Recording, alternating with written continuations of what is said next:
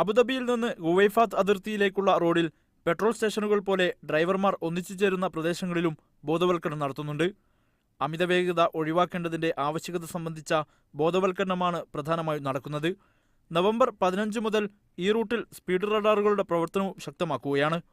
റഡാറുകൾക്ക് സമീപം വേഗത കുറച്ച ശേഷം മറ്റു ഭാഗങ്ങളിൽ അമിതവേഗം കൈക്കൊള്ളുന്നതിനെതിരെയും ഡ്രൈവർമാരെ ബോധവൽക്കരിക്കുന്നുണ്ട്. ജീവന്റെ സുരക്ഷയും സുഗമമായ ഗതാഗതവും ഉറപ്പുവരുത്തുന്നതിന് വേഗതയിൽ മാറ്റം വരുത്തുന്നുണ്ട്. ഇത് പ്രകാരം സ്പീഡ് റഡാറുകളും ക്രമീകരിക്കും. സർക്കാർ സ്വകാര്യ സ്ഥാപനങ്ങളുമായി സഹകരിച്ചാണ് ബോധവൽക്കരണം നടത്തുന്നതെന്നും അടുത്ത മാസം പാതി വരെ ഇത് തുടരുമെന്നും പശ്ചിമമേഖല ഗതാഗത വിഭാഗം ചെയർമാൻ സുഹൈൽ അൽ മസ്റൂയി പറഞ്ഞു. ഖുവൈഫാത്ത് അതിർത്തി റോഡിൽ 3 ഘട്ടങ്ങളിലായാണ് വേഗതാ പരിധി നിശ്ചയിച്ചിരിക്കുന്നത്. ദഫ്ര ബ്രിഡ്ജ് മുതൽ ബൈനൂന ഫോറസ്റ്റ് വരെ 176 കിലോമീറ്റർ ദൂരം പരമാവധി വേഗത 100 കിലോമീറ്ററാണ്. ഇവിടെ റഡാറുകളിൽ 121 കിലോമീറ്റർ വേഗതയാണ് ക്രമീകരിച്ചിരിക്കുന്നത്. ബൈനൂന മുതൽ ബർക്ക വരെ 120 കിലോമീറ്റർ വേഗത നിശ്ചയിക്കുകയും 141 കിലോമീറ്റർ റഡാറുകൾ ക്രമീകരിക്കുകയും ചെയ്തിട്ടുണ്ട്.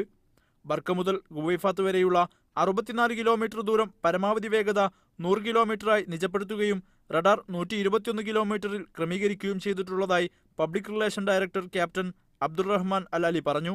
ട്രാൻസ്പോർട്ട് കമ്പനികൾ ട്രക്ക് ഡ്രൈവർമാർക്കിടയിൽ ബോധവൽക്കരണം നടത്തണമെന്നും അദ്ദേഹം നിർദ്ദേശിച്ചു.